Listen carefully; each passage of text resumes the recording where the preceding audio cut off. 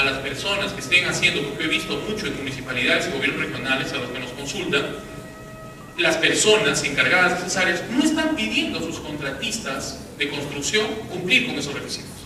No los están pidiendo. Y cuando tengan problemas después, por responsabilidad solidaria, la empresa se da quiebra a la contratista. Porque esas son modalidades. Se dan por quebradas y la responsabilidad lo va a tener que asumir la municipalidad o el gobierno regional. Porque ellos no pueden quebrar, ¿no? Entonces, hay que tener cuidado y asesorar bien a nuestras organizaciones, mucho más si son públicas, porque pues la cosa pública es eso, es de todos. Entonces, hay que tener cuidado. Bueno, vamos a conversar un poco más acerca de esto de implementación. Ahora de repente ya de una manera más profunda. He tomado acá una gran cantidad de los artículos, he fusionado la ley con el reglamento para comentarlos, ¿no? Para poderlos comentar y, si es posible, generar quizá un coloquio con ustedes de algunos aspectos que puedan ser relevantes. Miren, bueno, aquí está. Entonces, la ley 29783 fue publicada, como ahí dice, el 20 de agosto del 2011 y ha marcado un hito en nuestro desenvolvimiento de seguridad, salud y trabajo. La publica Ministerio de Trabajo. Curioso, ¿no? Comentario curioso, hay que hacerlo, porque debió hacerlo Salud, ¿sí? Salud debió publicar esta ley. Ya, el Ministerio de Trabajo pues nos adelantó. Y un año más, no un año, sino unos meses más tarde, bastante rápido pienso yo, el 25 de abril del 2012, era miércoles, me acuerdo perfectamente, porque unos días después celebramos el Día Internacional de la Seguridad y Salud del Trabajo, que fue viernes, me parece, sábado. Entonces, se publicó su reglamento, el 05-2012, con el cual ya se especifican algunas cosas de lo que se tiene que hacer para la implementación. Y acá son los principios de los que hablamos, ¿no? En el título preliminar de la ley se habla del principio de prevención, responsabilidad, todos aquellos que comentamos hace un momento, así que no los voy a volver a comentar una vez más. Miren, ¿cuál es el objeto de la ley? ¿No? ¿Cuál es el objetivo? Hay que tenerlo presente al momento de la implementación. ¿Por qué hay que tenerlo presente? Porque cuando yo voy a hacer algo, debe existir coherencia entre el aspecto técnico, la base legal y lo que es objetivable, ¿no? Las tres cosas forman un triángulo. El aspecto técnico, es decir, las áreas de seguridad y salud, lo que dicen mis leyes nacionales, y en tercer lugar lo que voy a hacer. Debe haber una coherencia, una secuencia lógica, ¿no? Que no siempre existe. En algunos casos no siempre existe, pero debería existir. ¿Cuál es el objeto de la ley? El objeto de la ley es promover una cultura de prevención de riesgos laborales en el país. Es decir, es estrictamente preventiva. No debería ser resolutiva, debe estar orientada a prevenir. Y por lo tanto yo debo hacer mi identificación de peligros, debo hacer mis protocolos de exámenes médicos ocupacionales, debo hacer pasar exámenes médicos ocupacionales a mis trabajadores, debo controlar todo su año, es decir, no solamente los voy a ver una vez al año como están haciendo las clínicas. Las clínicas los ven este año y el año, eso no es cultura de prevención. ¿Qué estamos previniendo ahí? Nada, ¿no? Entonces, prevenir, crear una cultura de prevención de riesgos laborales. Para ello cuenta lo que les dije, ¿no? Las tres cosas. Miren, bien separadas. Con el deber de prevención de los empleadores, es una obligación de los empleadores prevenir. En segundo lugar, el rol de fiscalización y control del Estado. Y en tercer lugar, la participación de trabajadores y de sus sindicatos. O sea, los tres están obligados. Eso significa que en algún momento, cuando ustedes, como trabajadores, de repente, porque hay que asumir bien nuestras responsabilidades, el trabajador sufre un accidente por ahí y va a denunciar, ¿cómo es lógico? ¿Cómo es lógico, ¿no? Porque el derecho, como dicen los abogados, no sé si hay algún abogado, el derecho no se gana ni se pierde, dicen los abogados, ¿no? El derecho se defiende. Entonces, pues los empleadores se van a defender. Y una de las cosas que pueden argumentar es que ustedes nunca solicitaron capacitaciones, que nunca estuvieron presentes en las capacitaciones, que nunca gestionaron sus comités. Y por ahí tienen una gran defensa porque la ley ampara, ¿no? Y da responsabilidad a los tres por igual, al Estado y al Estado y a su ley, ¿sí? A los empleadores y a los empleados. El ámbito de aplicación, aplicable a todos los sectores económicos y de servicios, todos sin excepción. No hay excepción, no hay excepto. Comprende a todos los empleadores y los trabajadores bajo el régimen laboral de la actividad privada de todo el Perú, trabajadores y funcionarios del sector público, trabajadores de las Fuerzas Armadas y la Policía Nacional del Perú y trabajadores por cuenta propia. Bien claro, o sea, nadie se escapa. Eso de que en una conversación hace un par de meses alguien se acercó y me dijo, doctor, yo estoy trabajando para una contratista que trabaja para la municipalidad y me han dicho que nosotros no pasamos exámenes médicos, nada de eso, que lo único que nos pueden dar es EPPs, porque la ley no nos coge a nosotros. ¿No? Eso es mentira, obvio. ¿No? Eso es mentira, porque coge a todos los sectores, públicos y privados, y lo aclara. Y miren, incluso alguien tuvo que haberlo dicho, pongan a las fuerzas policiales y armadas, porque los generales son bien vivos. Van a decir, nosotros tenemos nuestros regímenes especiales, pónganlos a ellos, o sea, aclárenlo bien, y alguien lo puso. Para nosotros, desde el punto de vista laboral, muy bueno, porque esos policías que trabajan expuestos, dicen, ¿no?, que los policías son coimeros, que roban, todo lo demás, pero son personas que están muy expuestas al riesgo. Ustedes saben que las aseguradoras no nos quieren asegurar, ¿no? Cuando a mí me paran persiguiendo, ¿no?, porque soy médico, piensan que gano mucho dinero, soy millonario, me vienen persiguiendo los aseguradores, me quieren asegurar todos. Pero los policías no nos quieren asegurar nadie, ¿no? No nos quiere asegurar nadie, ¿por qué? Porque son muy tendientes al riesgo. Ellos están expuestos de gran manera a los riesgos, y las aseguradoras hacen eso, evalúan los riesgos y dicen, esta persona de 60 años, oye, lo aseguro, no me conviene, porque lo más probable es que en 5 años me muera. O en 5 años haga cáncer, no lo aseguro, y si lo aseguro le cobro una prima altísima. En cambio, este otro señor, mira, nunca viaja. Ustedes saben que mujer y hombre, comparándolos, el hombre tiene más riesgo de morir que la mujer, de la misma edad. ¿Por qué? Porque viajas más, eres más pendiente a la accidentabilidad, etc. Entonces, cuando evalúan, te ven, ¿no?, dicen, hombre de 60, no lo pongas ahí, no lo pongas ahí porque viene tomando, etc. En cambio, señora, sí puede ser, ¿no?, pero pon una prima alta, ¿no? Policías nadie los asegura, no los aseguran a los policías. Y a pesar de que son los que más necesitan los seguros, no los aseguran, ganan poco, no les van a pagar buena pensión. Normalmente vemos las cosas malas, pero tampoco vemos las cosas buenas, y como los trabajadores hay que verlas, ¿sí? En las Fuerzas Armadas no se refiere a la parte administrativa, en los soldaditos. No, todo lo que es Fuerzas Armadas, partes operativas y no operativas, ¿no? Ejército, Fuerza Aérea, Marina, ¿no? Tanto lo que es operativo como no operativo. Y recuerden lo que decía hace un momento, o sea, la organización, por eso es que la palabra que utilicé en algún momento, acá todavía no, es el término organización. La organización, por ejemplo, es el ejército.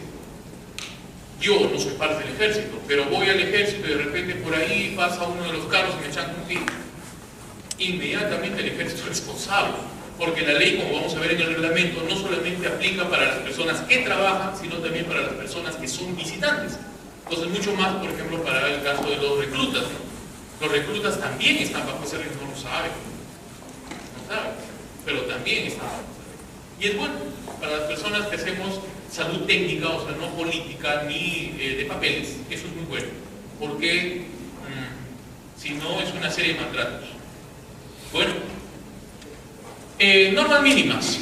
Esta ley establece normas mínimas para prevenir riesgos laborales, pero los empleadores y trabajadores pueden establecer libremente niveles de protección más exigentes. Esto es muy bueno, ¿no? El que puso eso es muy sabio. Nosotros tenemos que cumplir con la ley. Perdón, pero yo tengo un modelo que he traído de Suiza, y ahí es perfecto, con tal que cumpla la ley, pero sea mejor que el mío, aplícalo. Pero no apliques nada que sea no mejor que el que te estoy poniendo, ¿no? Si quieres mejorar lo que yo te he puesto, mejora. Si quieres, sácalo de la cabeza que tienes, si quieres, tráelo del extranjero, si quieres, cópialo, no sé, modelo japonés, lo que quieras. Pero no me hagas nada que esté por debajo de esta norma. Bueno, entonces, inteligente. Una de las primeras cosas que plantea la ley, miren, aquí empezamos con el análisis. Eso escapa de la implementación de nuestro sistema organizacional, pero una de las primeras cosas que plantea la ley es que para que pueda operativizarse necesitamos un sistema de seguridad y salud en el trabajo. Eso dice, ¿no? Y este sistema de seguridad y salud en el trabajo, dice la ley y su reglamento, debe organizarse a nivel nacional y a nivel regional. Y aparece un sistema nacional de seguridad y salud en el trabajo, y aparecen sectores regionales de seguridad y salud en el trabajo. La ley dice cómo se debe conformar la parte nacional y cómo se debe conformar la parte regional. Eso no es exactamente el objeto de esta conversación, porque el objeto va más bien a la implementación en una organización. Así que eso lo podemos saltar. ¿Sí? Eso lo podemos saltar. Sistema Nacional de Seguridad, ¿cómo lo vemos? Acá viene ya lo que nos interesa. Entonces, segundo, ¿no? El segundo punto de la ley. Primer punto de la ley, cuidar a los trabajadores. Segundo punto de la ley, aplicación, se aplica a todos. Tercer punto de la ley, hay que crear un sistema de seguridad nacional y uno regional. Ya, eso no lo vamos a conversar mucho. Cuarto punto, nos informa. ¿Cómo vamos a garantizar que las organizaciones cumplan con esto? Lo vamos a hacer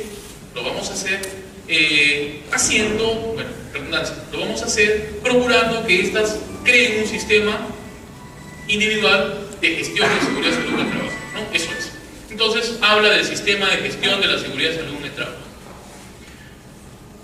El sistema no ocupa una casilla estructural en la organización, sino es una casilla funcional, ¿no? Hay que diferenciar bien eso. Las personas que conocen de administración, los que son administradores de carrera, de repente también las áreas vinculadas a ingeniería industrial, quizá otras personas adicionalmente manejan muy bien esos conceptos. Hay posiciones estructurales y hay posiciones funcionales, ¿no? Entonces, en una organización hay de las dos, funciones y estructura. Hay posiciones estructurales que tienen función y por lo tanto tienen de las dos, pero hay funcionales que no tienen estructura, ¿no? Nunca existen estructurales sin función. Eso solamente pasa en el gobierno, ¿no? O sea que hay lugares que no sirven para nada, pero en esencia no deberían existir, ¿no? O sea, hay estructurales con función, hay función sin estructura, pero nunca estructura sin función. No sé si me doy cuenta. El sistema de gestión es una unidad funcional. Es decir, yo debo tener un sistema de gestión estructurado con partes, elementos, etcétera, para que se garantice la seguridad y salud de los trabajadores, ¿sí? Pero no tiene que tener un espacio. O sea, yo no voy a buscar una habitación en mi organización y ponerle arriba un letrero que diga sistema de gestión de salud. No, eso no existe, porque eso es una función. Yo lo he visto en algunas organizaciones a las que hemos auditado, ¿no? Han puesto un espacio, han destinado un ambiente donde dice sistema de gestión de... ¿qué es esto? No, o sea, el sistema de gestión. Lo que sí tiene ya una parte, dentro de ese sistema, lo que es estructural, es el servicio de seguridad, es el comité, ¿no? Eso sí son. Entonces, el sistema de gestión y seguridad y salud en el trabajo es la idea, es la función, y su operatividad estructural es el servicio de seguridad y salud en el trabajo, es el comité y son los papeles que ambos generan. O sea, ambos me van generando papeles. Esos papeles me los van a auditar. Entonces, esas tres cosas yo tengo que tenerlas, ¿no? Los registros, tres cosas, ¿no? Espero que quede clara la idea. Vamos a ver. Bueno, los veo un poco cansados. Estamos 2 horas conversando. Bueno, algunos ya llevan 1 hora durmiendo, ¿no? Creo que es prudente que descansen un poco, ¿sí? Me parece que debe haber un receso, ¿sí? Y luego podamos continuar. Tienen un poco las piernas, tomen un poco de aire. No es higiénico ni ergonómico estar mucho tiempo de aquí. Ya. Vamos a ver por dónde podemos empezar. Me han hecho algunas preguntas en el momento en que tuvieron el receso, ya, que me gustaría comentarlas. Y por ahí apareció una palabrita, voy a empezar por la última, la anoté para no olvidar. El término prevencionista. ¿Sí? Este término prevencionista lo he encontrado en la ley. No hay. O sea, no está. En el reglamento, tampoco está. Si lo buscan en el diccionario de la Real Academia de la Lengua Española, ahí debe estar. No debe decir persona que hace prevención. Pero si ustedes van a algunas empresas van a encontrar los famosos prevencionistas. Pues les voy a contar la historia de los prevencionistas. O sea, ¿de dónde viene la historia? Más o menos en los años 60, en esa época, en Estados Unidos y en Europa, las organizaciones estaban muy preocupadas porque su riesgo de accidentabilidad era muy alto, especialmente hablando de las empresas de riesgo elevado. Entonces tenían un riesgo de accidentabilidad alto, ¿no? Entonces empiezan a diseñar una serie de estrategias con la finalidad de evitar esta alta accidentabilidad. Y una de esas estrategias que tuvo bastante efectividad, si queremos utilizar el término, en evitar la accidentabilidad y la muerte de los trabajadores, fue una estrategia denominada de prevención de pérdidas, cuando la traducimos al español, loss prevention, ¿no? Entonces, esta estrategia, basada en una serie de principios de la ingeniería y de modelos que buscaban el reporte de los incidentes, la comunicación, la investigación de los mismos, el detalle de las causas, ¿no? Y la utilización de diversas estrategias para llegar a la causa primaria, a la causa principal y evitar que se sugiera después, tuvo mucha efectividad. Y se generalizó mucho en Estados Unidos y en algunos países de Europa. Loss prevention. Más o menos en 1970, las empresas mineras, les estoy diciendo cuando son nombres, me gustaría comentarlo, pero cuando son nombres de empresas privadas prefiero no mencionar los nombres. Específicamente una empresa empieza a traer esa tendencia, pero la tendencia de loss prevention, prevención de pérdidas, ¿no? Y luego la mayoría de empresas que no tenían sistemas de gestión tan estructurados empiezan también a importar ese modelo de loss prevention, prevención de pérdidas, que ahora ustedes seguramente en alguna parte lo han escuchado, porque especialmente desde que salió la ley se ha diseminado tremendamente. Hay minas que ya no utilizan prevención de pérdidas, como loss prevention, como estrategia, utilizan otras estrategias. Pero hay algunas que lo siguen haciendo. Y dentro de esa estrategia de prevención de pérdidas, de loss prevention, aparece el papel funcional de una persona a la que se le llamaba prevencionista. Ahí aparece el famoso prevencionista, ¿no? Y este prevencionista, después este término ha sido robado, ¿no? Por múltiples organizaciones, porque existe el intercambio laboral. Entonces había gente que salía de las minas, ingenieros, operadores, otras personas, y habían visto que funcionaba, que en las minas había los prevencionistas, y empiezan la migración se hace a construcción, ¿no? Pasan a construcción, y en construcción empiezan a aparecer los famosos prevencionistas, y después por todos sitios, ¿no? Sí, y ahora la mayoría de empresas prevencionistas tienen, pero la ley no los menciona por ningún sitio. Y eso no significa que no sean importantes. Nadie dice que no son importantes, son muy importantes por si acaso, pero la ley no los menciona por ningún sitio. No hay. O sea, si ustedes buscan, no dice dónde.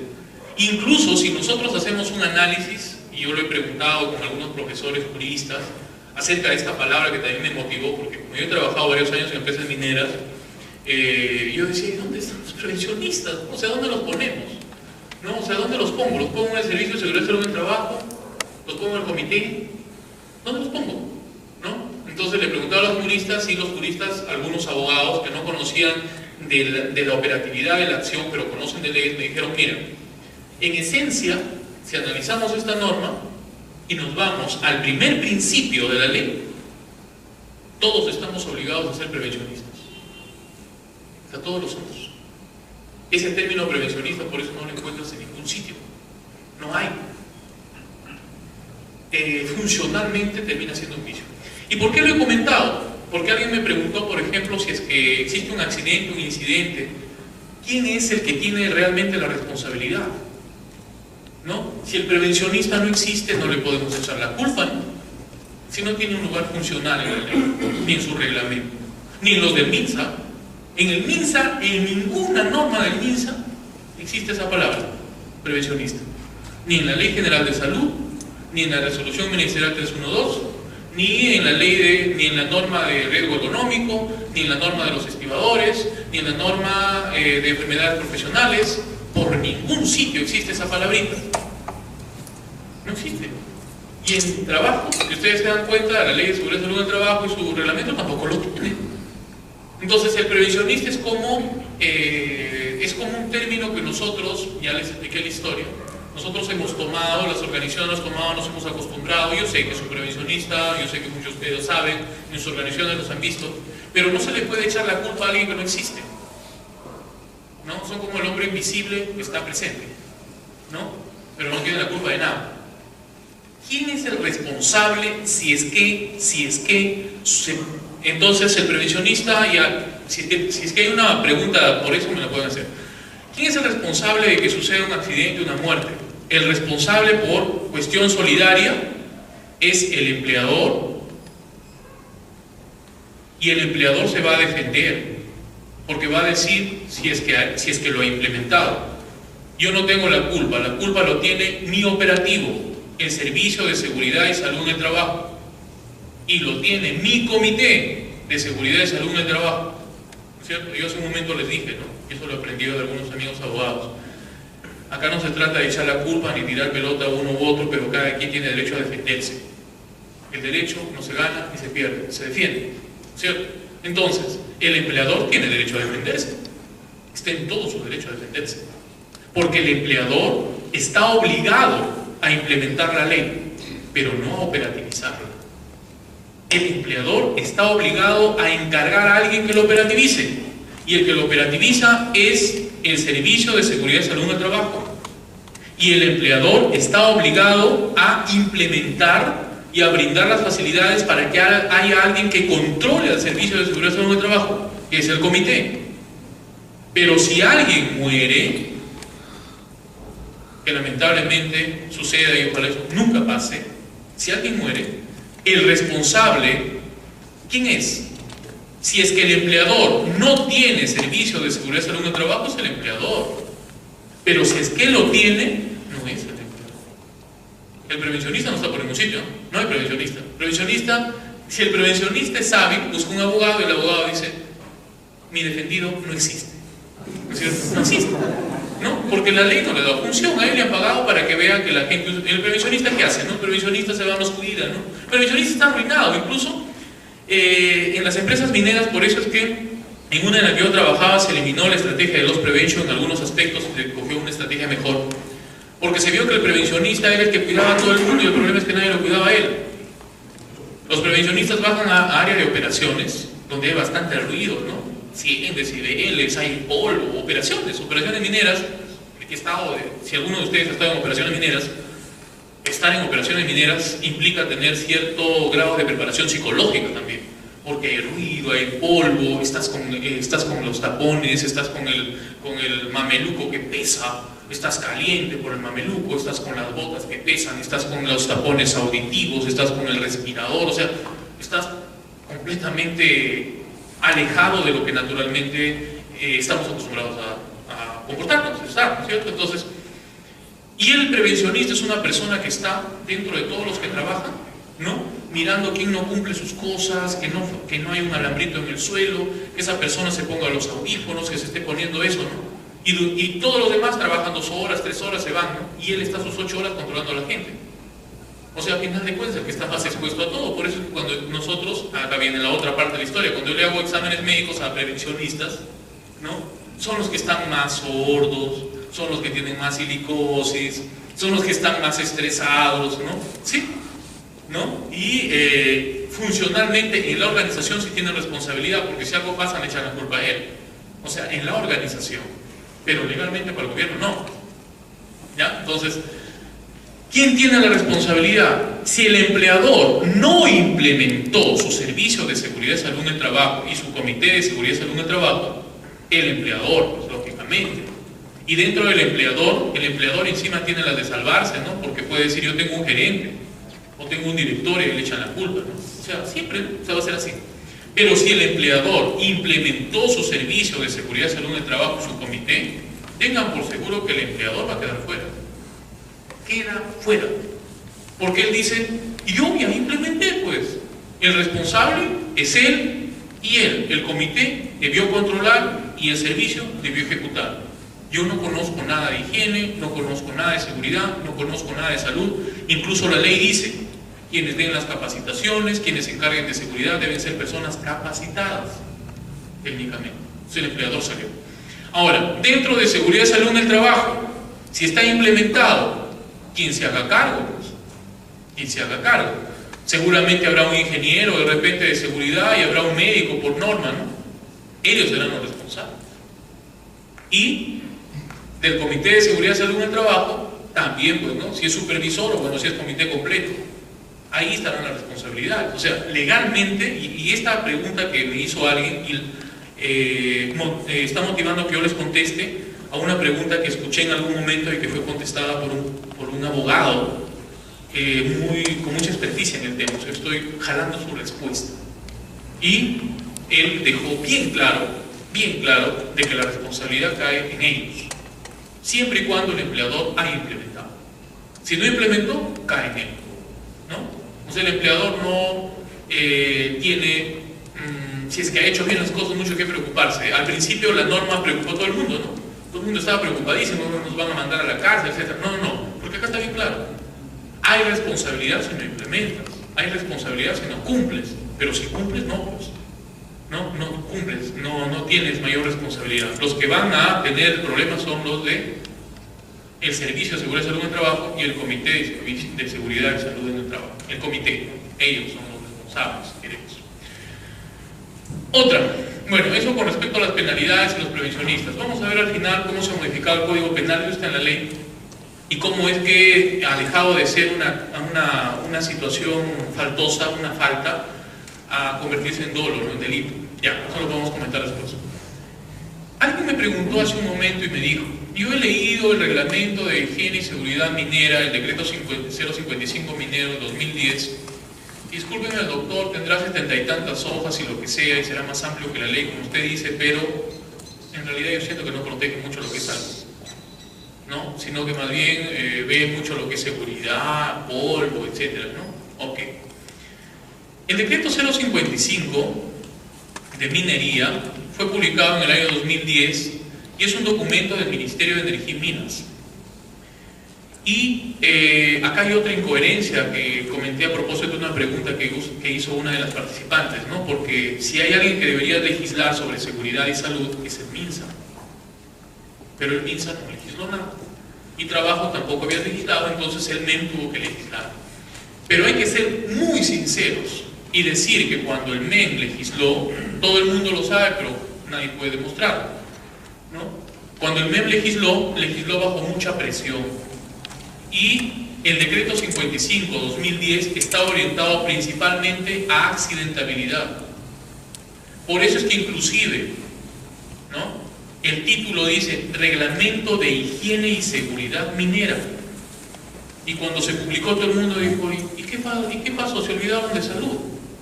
Dice Reglamento de Higiene y Seguridad Minera. Se olvidaron de la palabra salud. No es que se olvidaron, la quitaron, ¿no? Está muy orientado a esto. En segundo lugar, está muy orientado a evitar no tanto los accidentes de los trabajadores, sino está orientado a evitar los juicios que puedan hacer, las indemnizaciones. Hace un momento una participante se acercó y me dijo, doctor, yo tengo entendido que en algunas zonas de área de alto riesgo una persona se amputa un dedo y les dan dinero por eso. Es que esas son indemnizaciones. En nuestro país también hay una norma de indemnización. Entonces, dependiendo de la parte del cuerpo que es mutilada, desde un accidente leve con incapacidad hasta la muerte, es indemnizable. Y hay enfermedades que son indemnizables, hay otras que no lo son, ¿no? Ahora, dentro de esas enfermedades indemnizables están los traumatismos con mutilación, ¿no? Incluso hay una valoración por costos. Por ejemplo, una persona, puede parecer curioso, puede perder el dedo medio, pero eso vale la 10ª parte de perder el dedo pulgar, ¿no? Es por la cuestión funcional, ¿no? Es la pinza, por ejemplo. Y eso está valorado, hay una escala en valores cuantitativos. Y eso lo cubre el seguro complementario de trabajo de riesgo y otros seguros, ¿de acuerdo? Y esas de ahí son indemnizaciones. Entonces, cuando se hizo el 055 se enfocó mucho a eso. Se enfocó mucho a higiene, se enfocó mucho a seguridad. Y ustedes dirán, pero alguien también me hizo un comentario una vez, me dijo, doctor, pero en todo caso, quizá no es que se hayan olvidado de poner salud, sino que no era de salud. Pues yo les contesto que no. Porque dentro del 055 también están los exámenes médicos que pasan los trabajadores, están cómo se les guardan las historias clínicas, están el tipo de examen. Si alguien ha trabajado en minas debe haber escuchado al menos del famoso 7C, el 7D, ¿no?, que son los anexos que vinculan los exámenes médicos de las minas, y eso está ahí. Entonces no es que no era de salud, no le pusieron salud, ¿no?, o alguien no veló para que lo ponga. Entonces estuvo más para juicios, está más para productividad, ¿no? Entonces está más enfocado a esos aspectos. No está tan enfocado, tiene razón el participante que me hizo la pregunta, no está tan enfocado al objetivo que nosotros perseguimos de proteger a los trabajadores. Ahora, la pregunta es, ¿y quién entonces, muy buena pregunta, quién entonces se encarga de resguardar que realmente se cumple el objetivo? O sea, ¿quién lo hace? ¿No? Si es que el reglamento o la ley no están cumpliendo, ¿quién debería encargarse de ser el garante de que se cumpla verdaderamente, pues nuevamente yo pienso que el garante es doble, es el Servicio de Seguridad y Salud en el Trabajo y es el comité. Te lo pongo así. Enfermedades, ¿no? Tú tienes una enfermedad que de repente va a hacer que te despidan del trabajo, etcétera, etcétera, cosas así. ¿Quién es el garante de que no te despidan por una enfermedad? No va a ser la clínica, no va a ser el empleador, no tiene por qué, no va a ser su asesor legal. Tiene que ser el médico de este servicio, ¿no es cierto? O el garante de que sufras accidentes, de que no sufras los accidentes. Tiene que ser el ingeniero que diseña las estrategias de seguridad. Ellos son los garantes. Y es por eso que es tan importante que, aparte de formar el servicio, ustedes deban contar con personas, estaría por demás decirlo, pero hay que decirlo, éticamente responsables. Éticamente. Porque tenemos de todo. Yo soy director de una clínica ocupacional en la fecha actual y siempre me llegan protocolos en los que me dicen, por ejemplo, las personas que encuentras para que suban a tal empresa a trabajar, las personas que encuentras que no escuchan, declaras no apto. Y yo digo, ¿pero por qué lo voy a declarar no apto? Porque no escucha, ¿no? Si a final de cuentas, si no escucha, habrá que estudiar otras cosas o vincular otras cosas, pero declarar a todos no apto es una irracionalidad. Por ejemplo, esa es una conducta antiética. Lo que corresponde ahí es decir, no se puede hacer eso. Entonces, si te das cuenta ya, estamos velando porque eso se cumpla. Si es que no se ha formado el sistema, no hay quien vele porque eso se cumpla. El otro garante es el comité. Por eso es que estar en cualquiera de estos dos, es una gran responsabilidad. Si ustedes son miembros de comités de seguridad y salud en el trabajo, pues no sean solamente miembros estructurales, sean miembros funcionales, ¿no? Porque miembro estructural es el que figura, ¿no? El que está con su reconocimiento, porque la ley dice que debe ser reconocido, ¿no? Debe tener un documento que diga, el señor Francisco es nuestro presidente del Comité de Seguridad y Salud en el Trabajo, y está firmadito, para que cuando pase la auditoría el señor Francisco diga, sí, yo soy. Eso no sirve de nada. Esas son formas, ¿no? El trabajo es la gestión, y ojo, la gestión siempre genera problemas. Es comprarse problemas, ¿no? Pero problemas ya vienen de decisiones, pues, ¿no?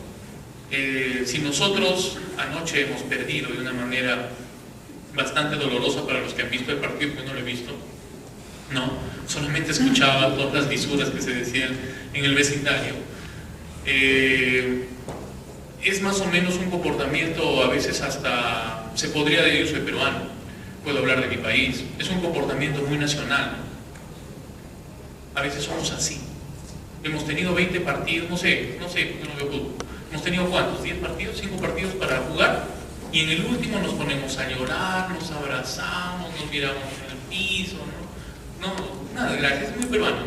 Todo el año en la escuela, en el colegio no estudiamos y a final de año estamos llorando, ¿no? Rogándole al profesor, ¿no? Sí, es así. Igual pasa acá, ¿no? O sea, cuando alguien se accidenta, cuando alguien tiene un problema, en ese momento vienen, ¿no? A querer falsificar los documentos, a querer inventar las cosas. No debería ser así.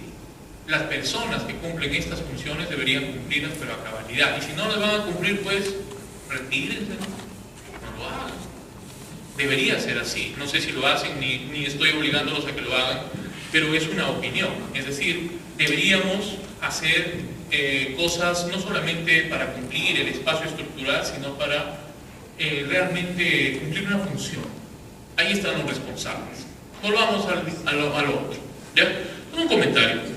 Es un comentario atrevido como parte de esta conversación que estamos compartiendo. Ya, sistema de gestión de la seguridad y salud en el trabajo. Entonces, toda organización debe tener un sistema de gestión de seguridad y salud en el trabajo. Yo les dije, el sistema de gestión no tiene un lugar, no tiene un cuartito, no tiene un escritorio, no tiene una mesita.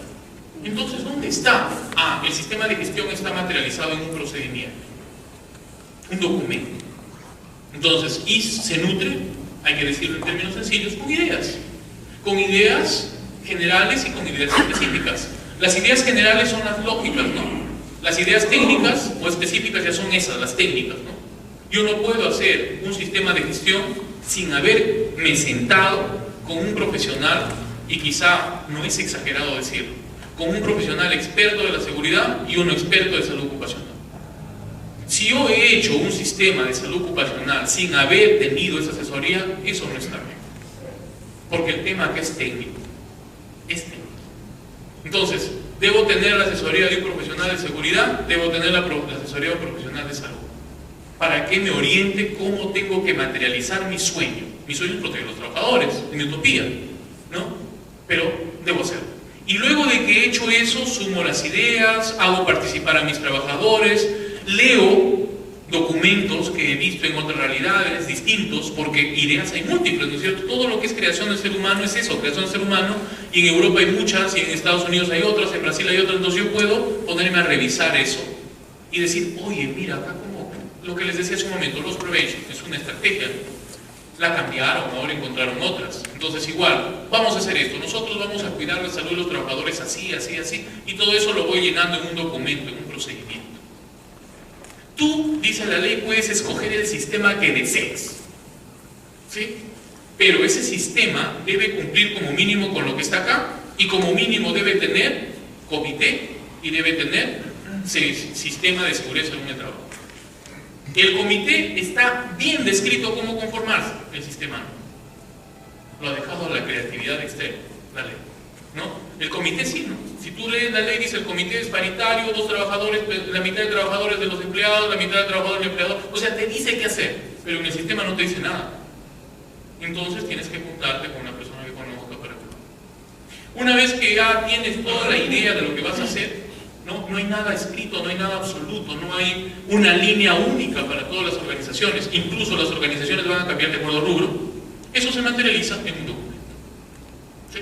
Ese es un documento de gestión, y ese documento se conoce con el nombre de Plan de Seguridad y Salud en el Trabajo, ¿no? Entonces, el sistema de gestión está materializado ahí. El empleador dice acá, mire, el artículo 17, debe adoptar un enfoque de sistema de gestión en el área de la seguridad y salud en el trabajo de conformidad con los instrumentos y directrices internacionales y la legislación vigente. Lo que te acabo de decir. Entonces, tú tienes muchas ideas, te has asesorado por personas técnicas, voy a tomar documentos nacionales e internacionales, pero ojo, no puedo faltar a la ley, debo cumplir. Si es posible, mejorar. Y con eso hago mi documento. No se trata de inventar la pólvora, es decir, no significa que si hay 1000 organizaciones en el Perú va a haber 1000 documentos completamente distintos. Pueden ser diferentes en palabras, en forma, pero muchas cosas se van a aparecer. Incluso el objetivo principal puede ser el mismo de todas: proteger la seguridad de los trabajadores. ¿Por qué no va a ser el mismo? Puede ser igual, sin que eso sea un plagio. Segundo, participación de los trabajadores en el sistema de gestión y seguridad en el trabajo. Participación, debe haber participación de los trabajadores, el comité debe garantizar eso, debe ayudar a que se cumpla. La participación de los trabajadores y de sus organizaciones sindicales es indispensable. El empleador debe brindar facilidades al respecto. Bueno, esas son las organizaciones que tienen sindicatos, ¿no? Las que no, los trabajadores es un poco más difícil participar. Medidas de prevención y protección del sistema de gestión de la seguridad y salud en el trabajo. Interesante. ¿Cómo protejo mi sistema de gestión? Lo protejo a través de mi sistema de seguridad. El sistema de seguridad es el que garantiza y mi comité lo vigila. Los dos. Miren, ahí está. Entonces todo gira en torno a eso. La cosa se va haciendo simple, ¿no? Se va haciendo más simple. El empleador define los requisitos necesarios para cada puesto de trabajo y tiene que capacitar al trabajador para que asuma deberes y obligaciones relativos a la seguridad y salud en el trabajo. Esto es importante mencionar. Si ustedes están asesorando empresas o forman parte de los gestores de seguridad y salud ocupacional, conversen con las áreas administrativas de sus organizaciones y díganles: señores, es un buen momento de rehacer el MOF. Y ellos van: no, porque el MOF es muy difícil de hacer. Dicen: no, pero ¿por qué vamos a rehacer el MOF? Es un buen momento, porque en el MOF deben detallarse de manera específica cada uno de los puestos de trabajo que tenemos, y en segundo lugar, las actividades y tareas que realiza el trabajador y los riesgos a los que está expuesto, para que cuando lo contratemos, ¿sí?, le podamos explicar los riesgos, le podamos explicar cómo lo protegemos, lo capacitemos y al mismo tiempo no le hagamos hacer lo que no corresponde, ¿no? Hace poco ¿no? Me contaba alguien, este es un trabajador que lo habían contratado para ser oficinista, asistente administrativo de una persona, ¿sí? En Lima, y este señor empieza a desarrollar un dolor en la espalda. O sea, su trabajo era anotar, trabajar en computadora, según lo que le habían dicho, ¿no? Anotar, trabajar en computadora, llevar papeles, enviar correos electrónicos, recibir correos electrónicos, su trabajo, es asistente, un asistente administrativo. Y empieza a desarrollar un dolor en la espalda, por lo que él denuncia, se hace ver y le encuentra que tenía una hernia en la columna, una hernia discal. Esa hernia discal motivó una operación y la operación es indemnizable, entonces así. Y él decide denunciar a la empresa. ¿Y cómo le gana a la empresa? Le gana a la empresa porque cuando muestra el contrato, en ninguna parte decía que tenía que cargar las cajas de papel, ¿no? Hay cajas de papel, el papel BOM viene en unos cajones de plástico, ¿no es cierto?, que pesa 4 o 5 kilos, 2 millares, y él siempre cargaba eso como parte de su trabajo, ¿no? Entonces el abogado de la empresa dice, pero era su trabajo, y ellos sacan y dicen, pero acá en el puesto de trabajo, en el MOP, no dice que sea su trabajo cargar papel, acá no dice. ¿O dónde está? Muéstreme dónde dice que está. Los abogados, ustedes saben, son bien suspicaces. Muéstreme dónde está, ¿no? Los abogados dicen, ¿no? Lo que no está escrito no es de este mundo. Así son los abogados. Los abogados tienen unas frases maravillosas, ¿no? Yo tengo muchos profesores abogados y tienen unas frases verdaderamente sorprendentes. Me sorprenden los abogados cuando hablan, ¿no? Por ejemplo, dicen, siempre nos dicen, ¿no? Dicen, no se puede ganar nada, no se gana nada con la paz, dicen, ¿no es cierto?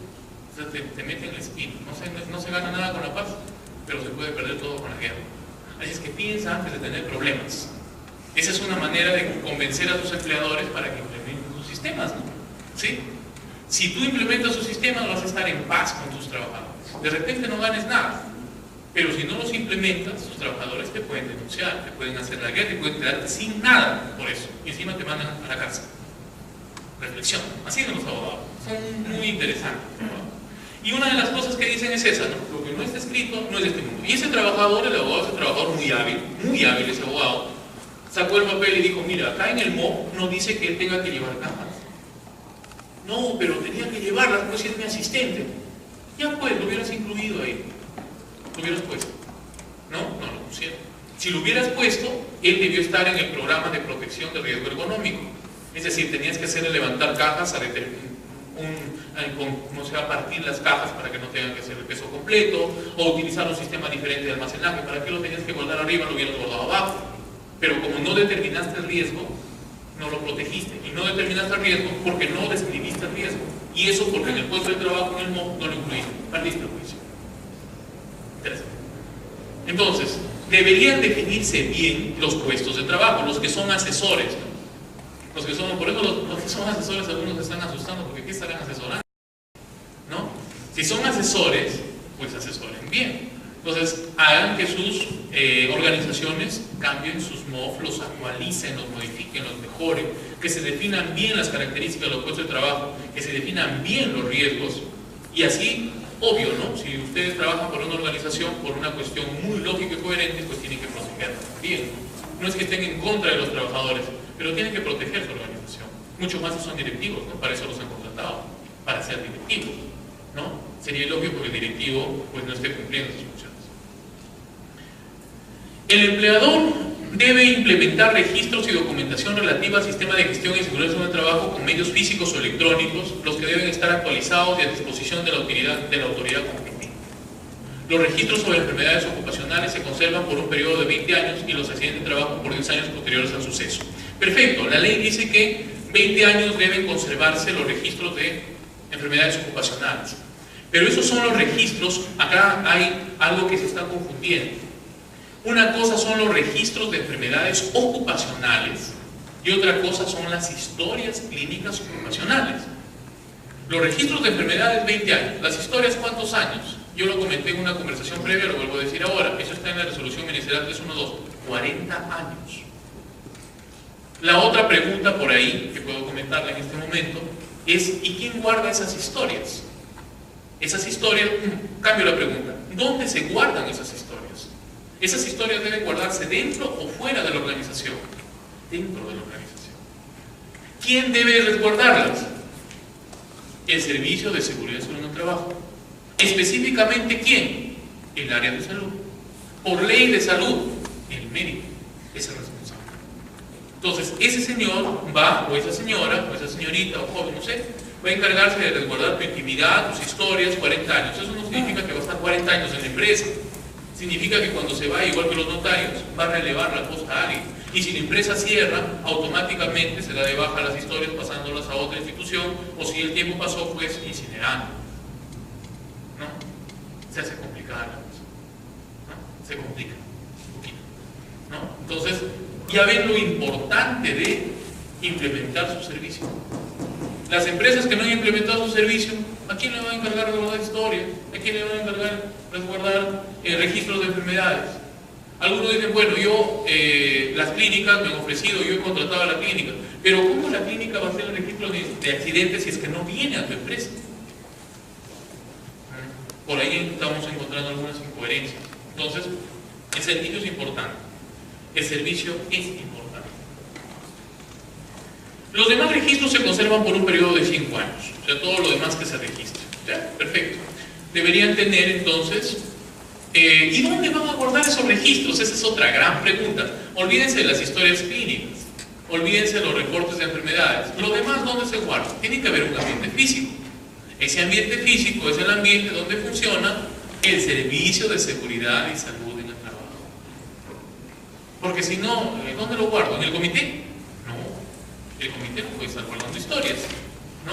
¿El supervisor lo guarda? No. ¿El prevencionista? No existe, ¿no? Tiene que ser el servicio de seguridad y salud en el trabajo. Cuando un mismo suceso cause lesiones, antes, adjunto a los registros de la empresa deben mantenerse las copias de las notificaciones de accidentes de trabajo. Ya, eso está más sencillo. Cuando un mismo suceso cause lesiones a más de un trabajador, debe consignarse un registro de accidente de trabajo por cada trabajador.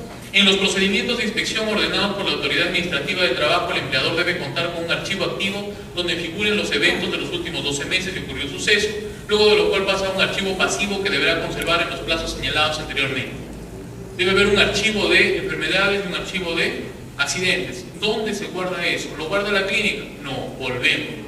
Servicio. No guarda el servicio de seguridad y salud en el trabajo. ¿Sí? Si la inspección de trabajo requiere información de periodos anteriores a los últimos 12 meses, debe otorgar un plazo razonable para que el empleador presente dicha información. Por cuestiones administrativas, ¿no? Se sobreentiende. Luego viene, miren, entonces, la ley que parece tan extensa, que parece tan tediosa, tan fastidiosa de entender, no sé, pero espero que ustedes la estén entendiendo de una manera bastante sencilla, ¿no? La ley se resume en hacer un estudio de base, ¿sí? En implementar un sistema de gestión, encargarle la tarea al sistema de seguridad y salud en el trabajo y encargarle el control al comité. En eso se resume. Y como los dos aspectos son técnicos, entonces el comité, bueno, no es tan técnico, el servicio ya se encarga de operativizar todo, hacer sus requerimientos, ¿no? Si no le hacen caso, le dice al comité, ¿no? Si el servicio de seguridad dice, yo quiero un ambiente para guardar físico, si el empleador le dice, no hay, entonces el servicio de seguridad se va corriendo a llorarle al comité. Dice, oye, comité, tienes que quejarte, mira, no me está dando... Y al comité gestiona, ¿no es cierto? ¿Sí? El servicio dice, tenemos que hacer exámenes médicos con tales características. Y el empleador dice, no, porque son muy caros. Es el empleador. Entonces el servicio debe irse al comité. Comité, mire, está pasando eso, el comité inmediatamente lo mueve al empleador. O sea, es un círculo. Por eso se llama gestión. Es un círculo de actividades. Uno empuja al otro, retroalimenta. Si uno falta, nada se completa. Si el comité dice, empleador, yo necesito exámenes, no tenemos quien los diseñe, pues no hay servicio, ¿no? O sea, es un círculo, se simplifica, ¿no? Ahora, lo malo es que la ley habla bastante del comité y de la filosofía del sistema, pero nos ha dejado la tarea de organizar el servicio. Cuando ustedes leen la ley del reglamento, no se habla casi nada del servicio. Se lo menciona por todos sitios, pero no se dice cómo se organiza, cómo se conforma, qué personas lo forman, no se dice eso, ¿no? Del comité sí. Ahí tienen, y no lo voy a leer, lo voy a resumir simplemente. El comité está bien especificado. Es un comité paritario, si hay más de 20 personas se forma comité, si hay menos de 20 se hace sin un supervisor, ¿no? El comité está formado de manera paritaria, la mitad de personas elegidos por los trabajadores, la otra mitad elegidos por el empleador, y se encarga del resguardo. Hay una serie de funciones, hay cargos, ¿no? Cuando es comité hay un presidente del comité, hay secretario, etc. No me voy a mover mucho de eso, ¿no? Supervisor de seguridad en los centros de trabajo con menos de 20, ¿sí? Son los mismos trabajadores quienes nombran al supervisor de seguridad en un trabajo. Te dice cómo nombrarlo, mira, está bastante desarrollado. Cómo se eligen, número de integrantes. ¿Qué pasa cuando el empleador tiene varios centros laborales? Interesante. Cuando el empleador cuente con varios centros de trabajo, cada uno de estos puede contar con un supervisor o subcomité de seguridad y salud del trabajo, en función del número de trabajadores. ¿Saben dónde está el problema en esa expresión? ¿No? Ese es el talón de Aquiles de ese artículo. Y los abogados lo dicen. Y las organizaciones se están aprovechando, ¿no? Y por ahí está la pregunta que decía hace un momento ya no está, ¿no? Cuando digo, ¿qué pasa cuando hay varias series de una organización? Y deberían tener supervisores. Acá dice pueden, ¿no? Pero no dice deben, dice pueden. Entonces las organizaciones dicen, no, hay que formar un solo comité. Y eso se ve en las que tienen envergadura nacional, ¿no? Que es muy vergonzoso. O sea, hay empresas que son gigantescas, a veces están nacionales, ¿no? Tienen 100 trabajadores, tienen 1000 trabajadores en Lima, 300 trabajadores acá, 300 trabajadores en Cajamarca, 300 en Chiclayo, y dicen, no, tengo un solo comité nomás, uno, ¿no? En Lima, porque la ley no me exige tener en cada sitio, pero no tienen ni siquiera supervisor. No, en Lima está el comité. Eso no va a permitir que esto se cumpla, ¿no? No va a cumplir los objetivos. El Comité de Seguridad y Salud en el Trabajo coordina y apoya las actividades de los subcomités o los supervisores de seguridad y salud en el trabajo, de ser el caso. O sea, si es que existieran, ¿no? Todos deben estar comunicados. La elección de los miembros del subcomité de seguridad y salud en el trabajo está sujeta al mismo procedimiento. O sea, se eligen igual con elecciones, una onda chiquita. Requisitos para ser integrante del comité: ser trabajador del empleador, ¿ya? Tener 18 años como edad como mínimo y de preferencia tener capacitación en temas de seguridad y salud en el trabajo. Ahí viene nuevamente cuál es el talón de Aquiles de ese pedacito de norma: de preferencia, ¿no? O sea, no es excluyente, ¿no? Entonces, el empleador, ahí no digamos que todos son irresponsables, porque no es así, hay empleadores muy responsables, pero hay algunos que son pues un poco pícaros, ¿no? Entonces dicen, no, ¿qué me conviene? Dicen, tener una persona que sepa de seguridad, que me está fastidiando todo el tiempo. No, mejor vamos a buscar una persona que no sepa nada de seguridad, ¿no? Le damos su certificado, le damos su oficinita, ¿no? Y su fotocheque, diga, supervisor, ¿no? Eso lo hacen, ¿no? Pero acá también entonces hay una pequeña falla.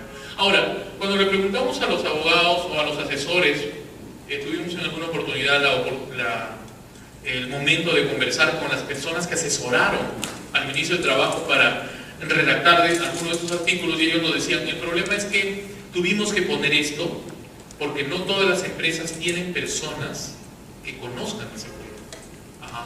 Puede ser, ¿no?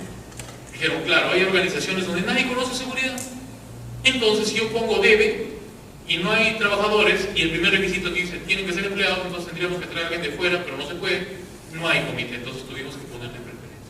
Bueno, ¿no? Puede ser que sea así. Requisitos para ser integrante, ya no, eso no lo vamos a leer. Elección tampoco. Duración del mandato de los representantes, un año, ¿no? Un año, puede extenderse hasta 2. Capacitaciones. Pasamos a otro tema. Un punto importante que está marcado dentro de los principios que tiene la norma, es lo referente a las capacitaciones en seguridad y salud en el trabajo. La norma dice que deben existir como mínimo, dice ahí, 4 capacitaciones anuales que se deben brindar dentro de las horas de trabajo y referidas específicamente a los riesgos a los que está expuesto el trabajador. Y deben ser capacitaciones técnicas, ¿no? Y eso también ha creado un negociado tremendo, ¿no? Negociado. A partir de esto, todas las clínicas ahora se encuentran capacitadores, ¿no? Las clínicas, sí, vayan a una clínica ocupacional, en la clínica yo les doy un plus, ¿no? ¿Cuál es el plus? Capacitaciones, ¿no? O sea, mi plus. Ya no es disminuir los precios, antes era, ahora es mi plus, ¿no? Les paso 2 exámenes gratis por cada 50, un plus. Ahora el plus son las capacitaciones. Yo te capacito al personal, ¿no? Ya, bueno, capacite. ¿Quién es el responsable directo de las capacitaciones? No lo dice la ley por ningún sitio. La ley dice que debe haber 4 capacitaciones, dice que deben ser referidas a riesgos laborales, dice que debe estar a cargo del empleador, dice que deben ser en horas de trabajo, dice que deben estar registradas, un montón de cosas. Pero no dice quién es el responsable de darlas. Dice